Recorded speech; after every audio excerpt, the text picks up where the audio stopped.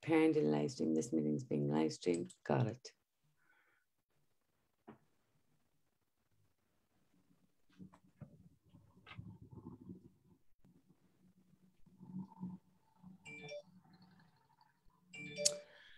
Okay, it looks as though we are live on Facebook. Aaron, can you hear me? Yes, I can. Okay, that must be the time delay. You answered me without moving your lips.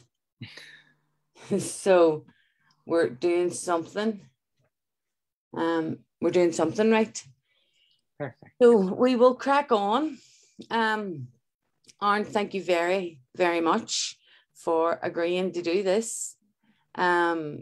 It's fabulous that we have the opportunity to pick the brains of an up and coming and wonderful already up and at there makeup artist in the town.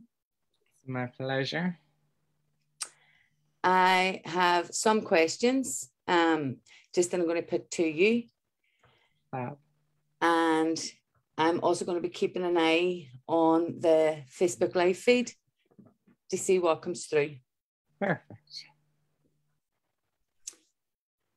So, first question. How do you know what shade is right for you? How do you work that out? So obviously there's a lot of different things that play into it. So foundation wise, so that's all your base products. The first thing that you have to look at is obviously the undertone in your skin. So if someone is more pink undertone, like myself, I'm really, really pale. A lot of us Irish people tend to be pink undertones just because we've no sun, we're all pale. And then you have people who would be more yellow undertone. So they're going to have more of a golden undertone. They'll take a tan really well. There'll be more like kind of olive tones in their skin. And then you have people who are quite neutral. So they're a mix of pink and yellow. So they'll just be right in the middle, neutral. They'll not be too yellow, they'll not be too pink, or maybe they'll have a bit of both. So that kind of all depends on your foundation shade. And with your foundation, concealers and things like that, I think if you're not into your makeup, then you're best off going to the likes of, you know, Debenhams or, you know, Fraser's it is now, or Be Perfect or Bits, or into someone who knows how to match you up. You know, in my shop, we match people up to foundations every day. So we can sit you down and try a few different shades to see what's going to match you perfectly. And then with your bronzers and blushers and things, again, it's down to the undertone in your skin. So obviously if you're slightly paler and you're more pink, a more cool tone bronzer is going to work best for you. If you're more yellow, more olivey, then a more warmer bronzer is going to work better. And then for blush, I always recommend a peach. So peach is a perfect mix of yellow and pink. So therefore it's going to work for everyone.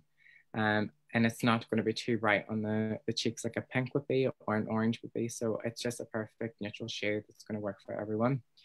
Then for the likes of your eyes. So with your eye makeup, you can do basically whatever you want. But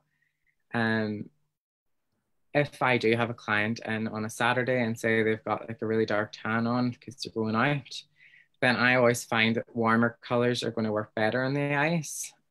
Just because their skin is so warm and so tan. Anything overly cool tone, so any grays, blues, any colors like that is going to clash against the warm skin. So therefore I find a warmer eye works better. But again, there's no particular rules for your eyeshadow looks, but there is some shades that I just wouldn't recommend to like pair together. And then I find with paler skin tones with their eye makeup, they can do basically anything. The only thing I would stay away from for certain people is maybe too warm, like say like warm browns and stuff. So if someone's going for like a brown eyeshadow look, I would recommend more cool tone browns rather than the warm browns. But I think if you struggle with your undertones and understanding the tones of makeup, I think you're best to call into one of the shops in town and get advice from people who are working with the foundations and concealers. So first top tip then is definitely, if you don't know, go and speak to someone that does, because it very much sounds as though there's more than one level to be considering when you're thinking about pulling it all together. Yeah. So second question, how long does it take to get the night out makeup face? So, you know, there's people that I've spoke to that would spend maybe upwards of 2 hours putting on their makeup before they go out. Then there's other people where it's half an hour, you know. Yeah. So what's the average kind of time that it should take to do your makeup and to do it properly? Perfect. Well, when I'm doing clients at the weekend for night out clients, now bearing in mind I've been doing this now for a few years and I've gotten techniques and different ways to speed myself up. But usually it takes me between 45 minutes to an hour. And again, that would be the same for myself. So if I come home then on a Saturday after doing my clients and I'm heading out, I'll give myself a max hour to do my makeup. But again, that's just throughout the years, I've learned techniques and ways that just are going to speed me up. I know when I first started, sitting down and doing a makeup would definitely take me over an hour. So I think it's practice and practice and practice and finding those different ways that are going to speed you up.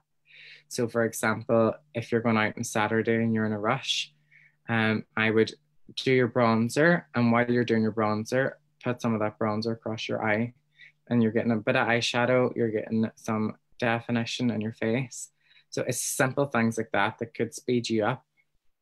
And there is days where if I am in a real rush, I could probably do it in half an hour. Not that it's not going to be as enjoyable. I'd rather have the hour to sit down and perfect it the way I normally would. But I think an hour is the perfect time to get a nice makeup. And if you're doing that more frequently, then you'll find ways and easier ways to achieve the makeup and maybe cut that down to about 40 minutes. So I would say between 45 minutes and an hour, and you should be full glam for your Saturday night. Well, that makes so much sense now as to why I never achieve full glam with my 10-minute makeovers. In terms of the skin and the tones, and you give us a really good explanation when I was asking about shade and stuff, but if we look at how our skin matures and as we age and there's more lines and, you know, there's just the difference in texture, does our makeup change? Should our makeup change as our skin ages? Definitely. I think your makeup should change for so many reasons. So for even young people to start off with, your skin type. So if you're more oily or if you're more dry, or you could be combination, sensitive, anything like that should determine what foundation and what products that you're using on it. And then obviously as people age, we get expression lines, which anyone at any age can have. So your expression lines would be like your smile lines, frown lines, forehead lines, things like that are just inevitable. And then obviously as you age, then you get fine lines and wrinkles. So when I'm working with older skin types, I find less is more, less is always more. And I think a lot of the older people, they're either one of two ways. They don't like too much makeup, or they think they need to pack on more because they do have fine lines and wrinkles. But throughout my training, throughout experience of working with older clients, definitely less is more. So starting with really small amounts of product and gradually building it up until the point where it looks perfect, but not where it's gonna like one more step and it's gonna sit in all those lines. And I find working with more luminous products, so avoiding any kind of powders, any matte foundations, any match that like eyeshadows. So more luminous products on the skin is just going to give you a more youthful glow, because when the skin ages, it, you know, it kind of loses that elasticity, that collagen. So it does look a bit more dull. So it's all about bringing in luminosity, bringing in some color, you know, using like cream blushes on the cheeks to give the cheeks some lift, give the cheeks some color, which you tend to lose then as you age. And with age too, you can get things like pigmentation, age spots. So it's finding products to help with that. So like color correctors are great for that. And being smart about where you're applying the product. So say for example, someone is aging, but you're finding only the wrinkles are kind of along the bottom half of the face. You know, just work with less product here. And if you need to, you can apply more on the forehead area if there's less wrinkles there. Or for example, if all the wrinkles are on the center of the face, which they tend to be, and you kind of get these pigmentation or age spots in the outer part of the face, don't be afraid to build up that coverage in those areas. It's just kind of being more smart and more particular about how you're working with your products then. And I think like a lot of older clients do be afraid of makeup as they get older. And I think, you know, I just think people should be tailoring more to them so that they do feel more comfortable. And I always love sitting down an older client and making them feel really comfortable and showing them that they can wear makeup and they don't have to be afraid of it. And that's the thing. I mean, makeup has no age limit, you know. No. Forever. So next question. Does it really matter if your brush strokes are upwards or downwards? I think your brush techniques definitely do matter. So there, obviously with your whole makeup, you're using brushes throughout the whole experience from start to finish. So with your foundation, there's different ways to use the brush or sponge. It's going to give you different effects. So for example, if I'm putting on my foundation and I'm buffing it in circular motions or up and down, you're going to get like a more sheer coverage. So less of the product's going to be worked in.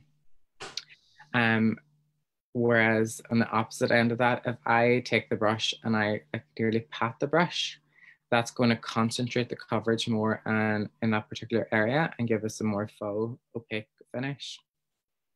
Then going on to your eyes, I think your brush techniques is most important with your eye makeup. So, you know, obviously doing your back and forth motions to blend out your shadow.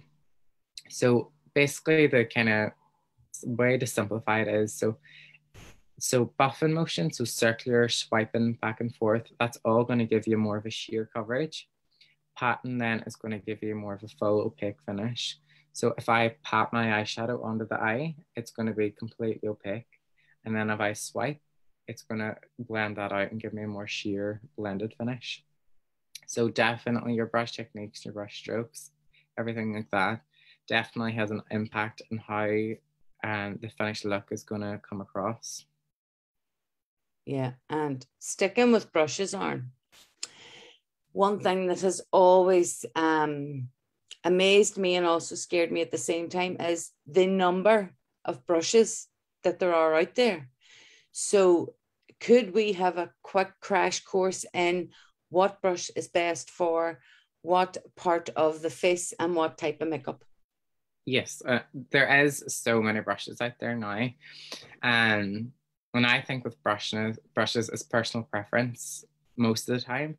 So I think it's about trying brushes, see how you like them. You know, you might not like certain brushes, but you'll love other ones. And that's the way I am. I have my brush belt downstairs with all my faves in it. And they're the ones that I use all the time, that I love working with, that I found over the years, they just give me the perfect finish. And I find ways that they work best for me.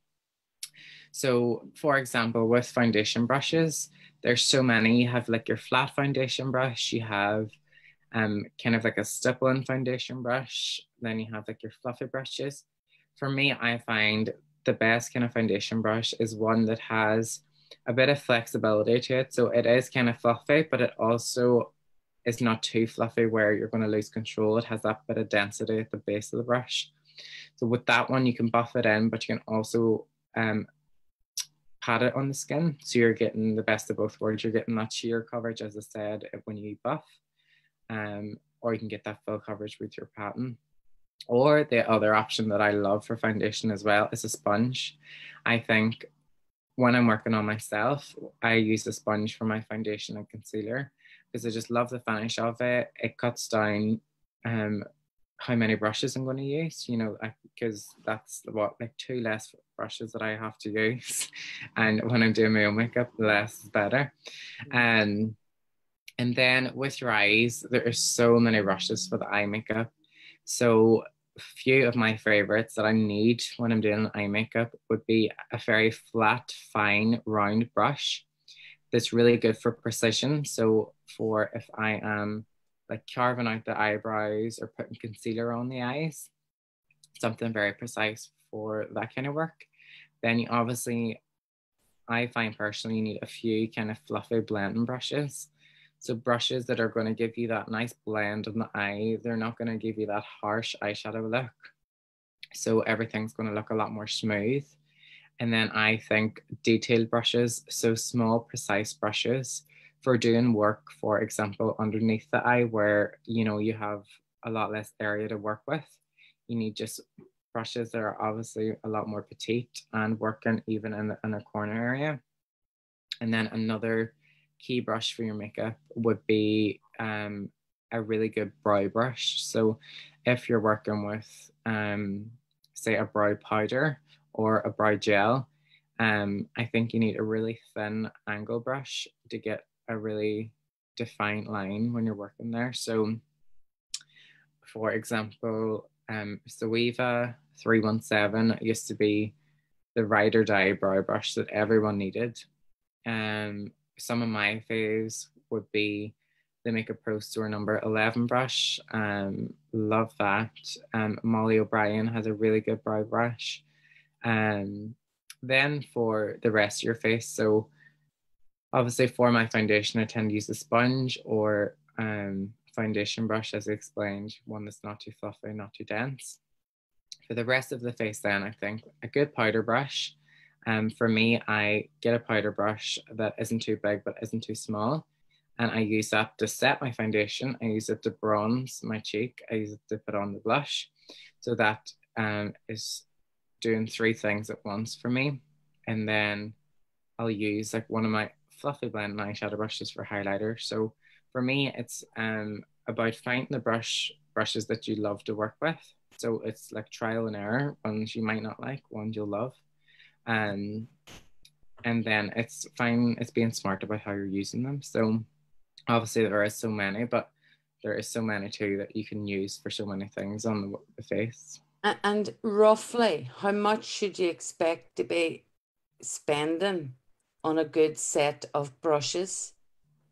I think for a set to kind of get you going, that's going to give you your full face, I would say between 40 and 50 to get a good set to start you off.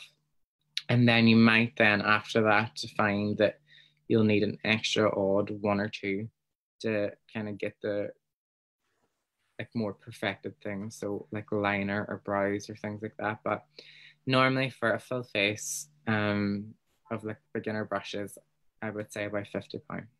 Right, okay. So not cheap, but not too expensive. Overboard, yeah. So and then again, I mean, like how long would you get if you spent £50 a set of brushes? How long would they last you? They should last you a long time. Like some of my brushes I have from when I first started makeup 5 years ago. Right. As long as you're taking care of them, cleaning them regularly, and not using like there's brush maintenance. Yeah, brush maintenance as well. So you have like your brush soaps, which I find are the best if you're giving your brush a nice deep clean. Obviously with makeup artists, we're using alcohol brush cleaners as well in between clients. I think if you're just using brushes for your own face, they're not necessary because, you know, if you're using alcohol on your brushes all the time and you're constantly putting them on your face, it's going to dry out your face. So I think for personal use, just a brush soap is perfect. Yeah. Wash your brushes once a week. And then I think if you're a makeup artist, do like your brush soap once a week and then once or twice a week, and then your alcohol cleaner then for in between clients. Okay, very interesting. There's definitely a science behind the brushes too. So here's a question. Any tips on being able to tell when you have enough makeup on? When do you know it's done? Well, that is kind of personal preference to a certain extent. So I think, you know, there are certain people that do not feel complete unless they have 10 ton worth of makeup on. So if they need their full coverage, they need a full black eye, they need all these things. For me, I think it's just you look in the mirror and you feel beautiful or you feel happy. And then again, so with older clients, then, you know, less is more. So it's not going to be as much for them. So I think that is kind of like up in the air. It's definitely personal preference. It's just when you feel happy then. I think there is no right or wrong. You know, your makeup's done when you feel happy.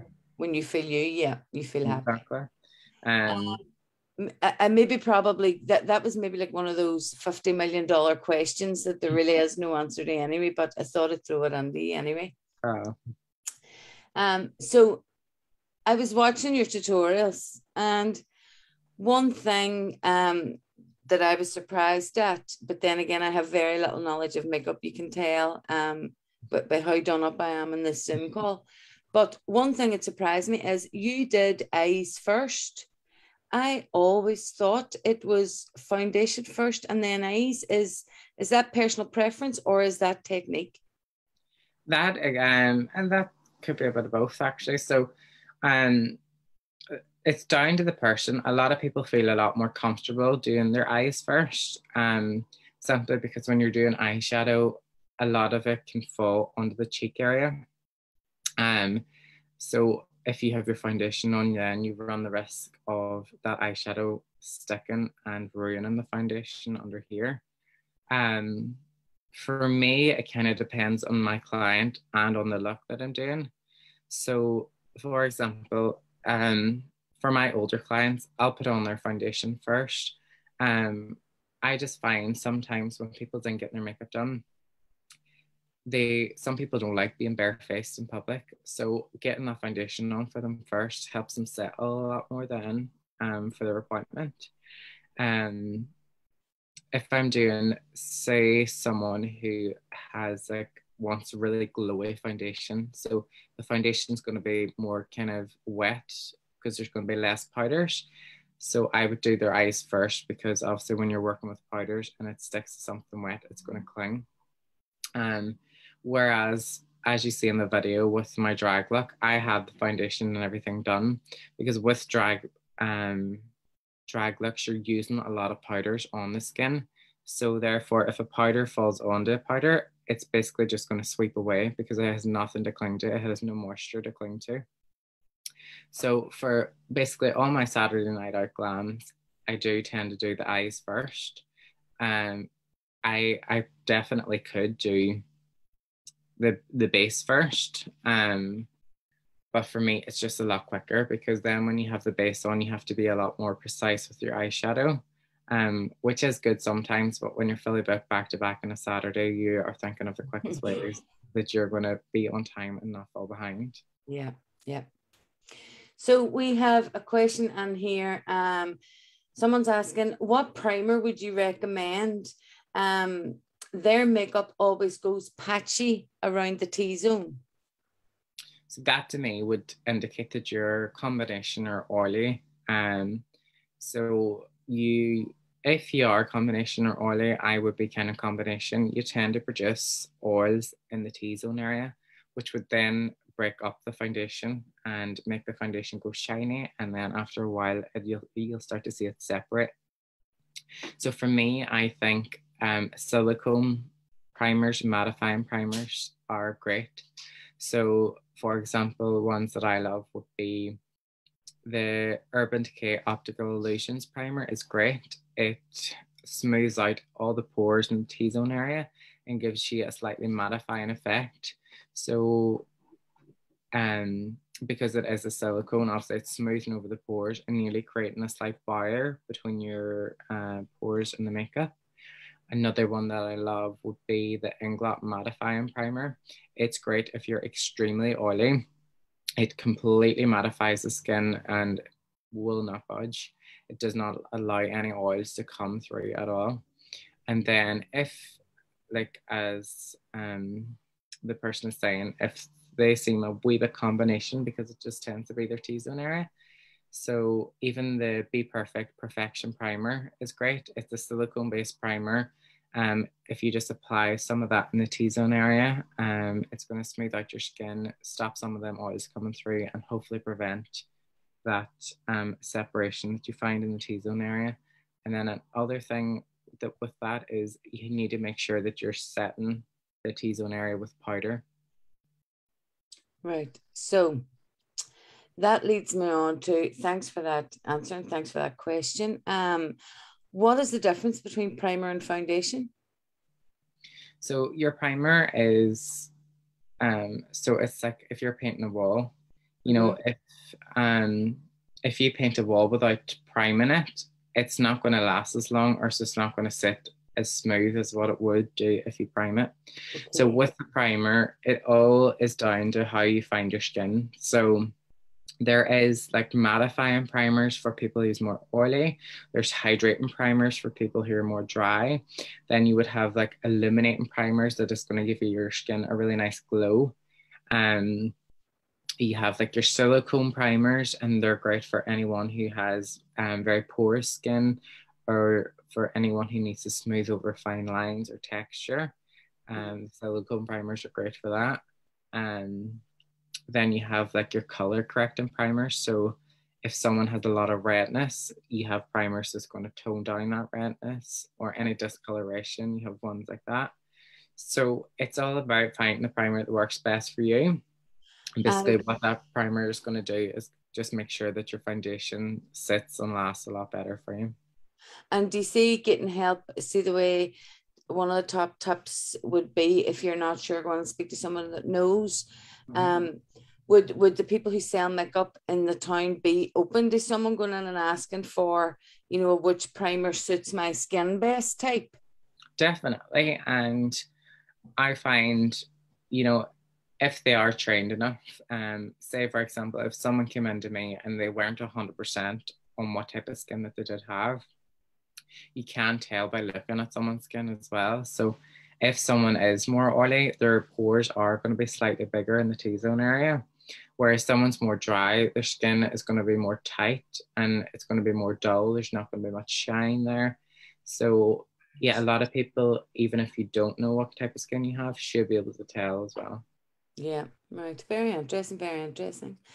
Now, something I've always kind of wanted to know, what is, and I don't even know if I'm going to say it right or not, what is contouring? Did I say it right first?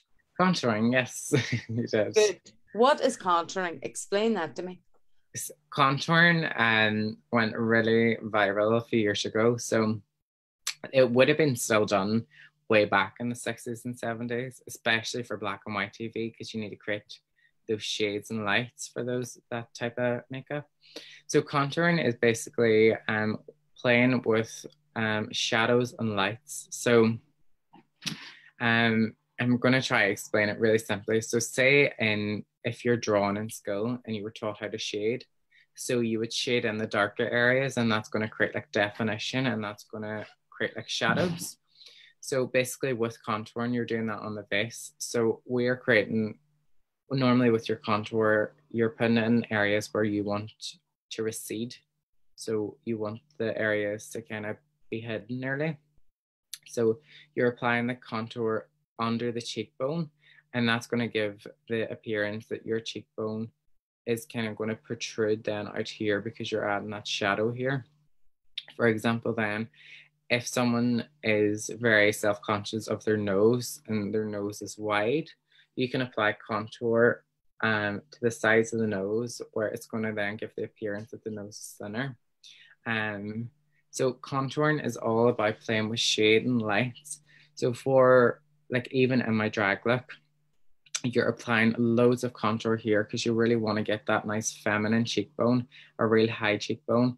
And then you're going to apply like a really light shimmer here, and that's going to make it look like your cheekbone is sitting really, really high. And then you're going to contour the jawline and give that really good definition. For me, my 5 head, I'm going to apply a lot of contour up around the hairline area, and that's going to give the appearance that I have a smaller forehead. So it's all about shade and light with contouring. Very interesting. It definitely is a science, I'm telling you. And you definitely know, you know your stuff. It's great to have you. So we have a couple more questions. One is coming on online here, and it's, as an older person, what suggestions would you recommend to make eyes bigger looking rather than hooded? Perfect. And even I would struggle with that. Just, I'm a man, so I have a more prominent brow bone, so therefore my eyes are more hooded. So with that, I find it is making sure to keep your eyeshadow to the outer corner of your eye. So keeping that darkness just out here is going to give you that kind of lift and make that like hoodedness disappear. So out here, we're disguising that hoodedness with a darker kind of color, and sticking strictly to kind of matte shades in your crease area in this outer corner. Anything with a shimmer is going to highlight that hoodedness more. Then with the inner part of the eye, we want to kind of brighten that up. We want to really bring light in there. And again, that's going to defeat that kind of hoodedness. So in here, then I'll apply like a nice cream color.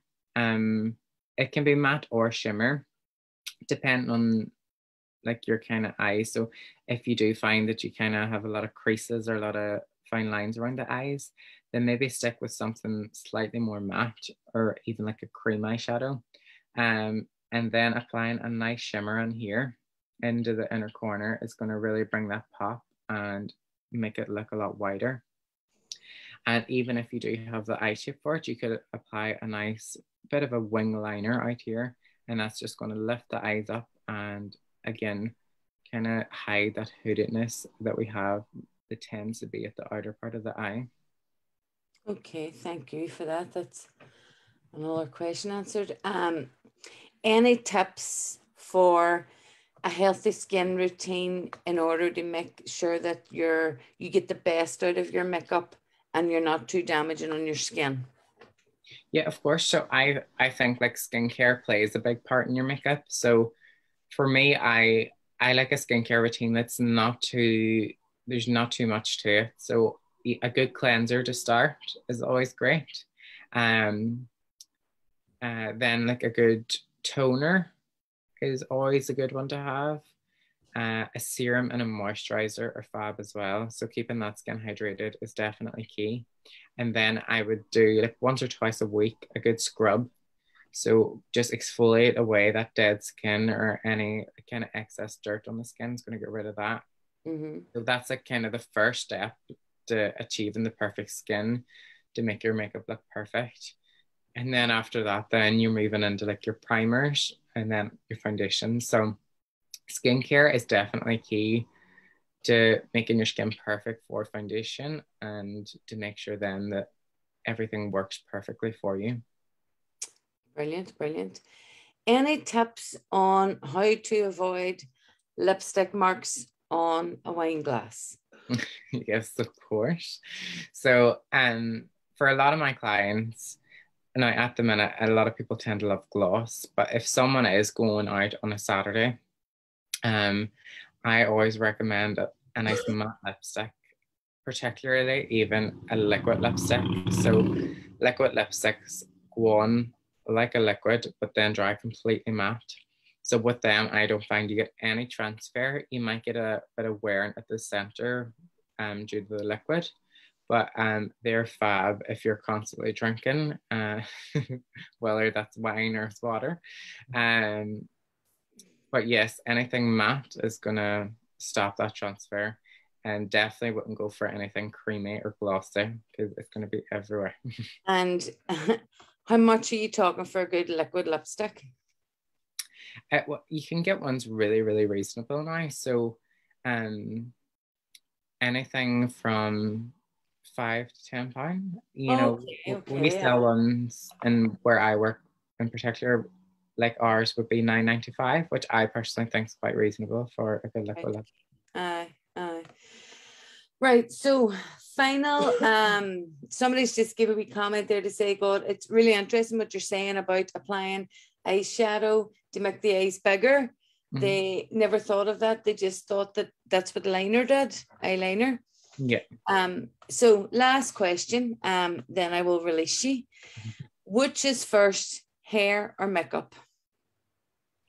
It kind of depends on the hair. So if you're going for, say you're going for wash and a blow dry on a Saturday and you're getting your makeup done, definitely go get that wash and blow dry before you get your makeup done. Because if I do your makeup, then you have to go to the hairdressers and get your hair washed. You'll have this big ring of no makeup probably around the hairline. So if it's a wash and blow dry or any wet kind of products are being applied, go do that first and then come to us.